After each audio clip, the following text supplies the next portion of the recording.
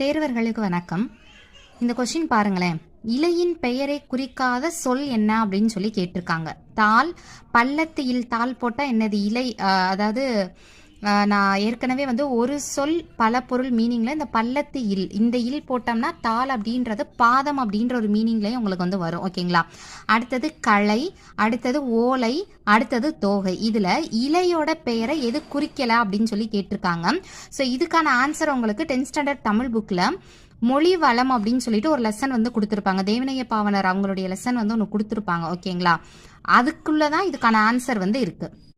கொடுத்துருக்காங்களா? தமிழ் சொல் வளம் அப்படின்னு சொல்லிட்டு ஒரு லெசன் கொடுத்துருக்காங்களா? இதில் தான் உங்களுக்கு ஒரு அந்த இலையோட அடிப்பகுதியாக இருக்கட்டும், பூக்கள் வர்றதா இருக்கட்டும், ஓகேங்களா, அதனுடைய வேறு பகுதி அது காஞ்சதுக்கு அப்புறம் எப்படி இருக்கும் அப்படின்ற மாதிரி, கொழுந்து வகை, இந்த மாதிரி நிறைய இதில் கொடுத்துருப்பாங்க. ஓகேங்களா? ஸோ இதுல இருந்து தான் நம்மளுக்கு கொஸ்டின் கேட்டிருக்காங்க. இப்போ இலையோட பெயரை எது குறிக்கலாம்? அப்போ இலை வகை நீங்கள் ஒரு டாபிக் இருக்கு பார்த்தீங்களா, இதுக்குள்ளே நீங்கள் பார்த்தீங்கன்னா நம்ம கண்டுபிடிக்கலாம் ஓரளவுக்கு. ஸோ ஃபர்ஸ்ட் ஆப்ஷன் நம்மளுக்கு என்ன கொடுத்துருக்காங்க பாருங்களேன். தாள், பள்ளத்து இல் தாள் அப்படின்றது கொடுத்துருக்காங்க. அது இங்கே இருக்கான்னு செக் பண்ணிக்கோங்க. இருக்கு. பள்ளத்து இல் தாள் போட்டால் நெல்லையும் புல்லையும் அதனுடைய இலைகளை குறிக்கக்கூடியது தான் தாள். நெல் தாள் அப்படின்னு சொல்லி சொல்லுவாங்களா, நெற்றாள் அப்படின்னு சொல்லுவாங்க, நெல் தாள் அப்படின்னு சொல்லுவாங்க. அடுத்தது பாருங்க, களை அப்படின்ற ஒன்று கொடுத்துருக்காங்க. அது இங்கே இருக்கான்னு செக் பண்ணிக்கோங்க. களை அப்படின்றது இருக்கா? இல்லை. ஓகே. அடுத்தது பாருங்க, ஓலை அப்படின்ற ஒன்று கொடுத்துருக்காங்களா? இலை வகையில் இங்கே ஓலை இருக்கான்னு பாருங்க. ஓலை, தென்னை ஓலை, பனை ஓலை. தென்னை, பனை, இதனுடைய இலையை நம்ம என்னன்னு சொல்லுவோம்? ஓலை அப்படின்னு சொல்லுவோம். தென்னை ஓலை, பனை ஓலை அப்படின்னு சொல்லுவோம். ஓகேங்களா? அப்ப இதுவும் இலையை தான் குறிக்குது. அடுத்தது பாருங்க, தோகை அப்படின்னு ஒன்று இருக்குதா? அது இங்கே இருக்கான்றது செக் பண்ணிக்கோங்க. இலை வகையில தோகை, எதெல்லாம் தோகைன்னு சொல்லுவோமா? சோளம், கரும்பு, இதனுடைய இலையை நம்ம என்னன்னு சொல்றோம்? தோகை அப்படின்னு சொல்லி சொல்றோம். ஓகேங்களா?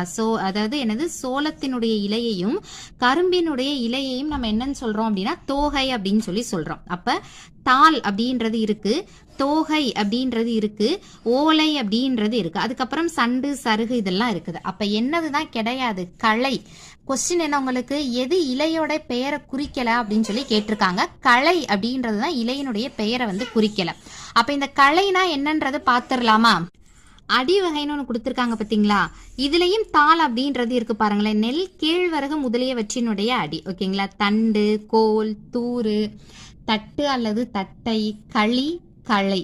ஏன்னா களி அப்படின்றது கரும்பினுடைய அடிப்பகுதியை களி அப்படின்னு சொல்றாங்க. களை அப்படின்னா என்னது? மூங்கிலினுடைய அடிப்பகுதி. ஓகேங்களா?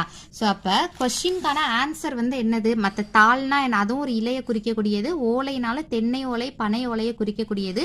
கரும்பினுடைய இலையை தோகைன்னு சொல்றோம். அப்ப களை தான் இலையை குறிக்காதது. களைனா